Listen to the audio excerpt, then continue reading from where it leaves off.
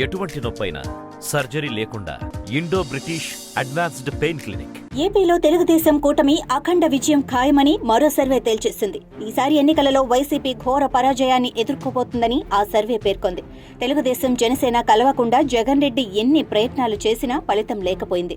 సరే, ఆ రెండు పార్టీల కూటమితో బీజేపీ కలవకుండా ఉండాలని, అదే జరిగితే తన పరాజయం ఖాయమని భావించిన జగన్ తెలుగుదేశం జనసేన కూటమితో బీజేపీ పొత్తు పెట్టుకోకుండా ఉండేందుకు తన శక్తికి మించి ప్రయత్నించారు.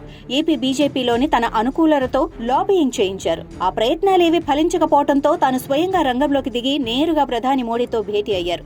అయినా బీజేపీ తెలుగుదేశం జనసేన కూటమితో కలవటం ఖాయమని తేలిపోవడంతో మరోసారి మోడీతో భేటీ కోసం అపాయింట్మెంట్ కోరి రోజుల తరబడి వేచి చూసినా ఫలితం లేకపోయింది.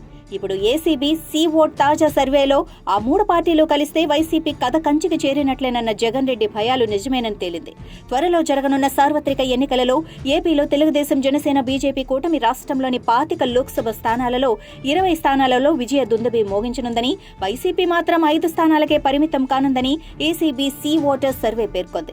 ఏపీలో 20 లోక్సభ స్థానాలతో తెలుగుదేశం జనసేన బీజేపీ కూటమి గెలుచుకోవటం అంటే 2014 ఎన్నికలలో తెలుగుదేశం కూటమి సాధించిన స్థానాల కంటే అధికం. ఏబీసీ సి-ఓటర్ సర్వే ప్రకారం తెలుగుదేశం కూటమి 20 స్థానాలలో విజయం సాధిస్తుంది. ఆ సర్వే ఆధారంగా ఈ కూటమి అసెంబ్లీ స్థానాలలో ఎన్ని స్థానాలలో విజయం సాధిస్తుంది అన్నది లెక్కేస్తే తెలుగుదేశం కూటమి సంచలన విజయాన్ని నమోదు చేయటం ఖాయమని తేలింది. ఇదే ఏబీసీ సి-ఓటర్ సర్వే గత నెలలో అంటే ఫిబ్రవరి నెలలో వెలువరించిన సర్వే ఫలితాలలో వైసీపీ రాష్ట్రంలో 8 లోక్సభ స్థానాలలో విజయం సాధిస్తుందని పేర్కొంది.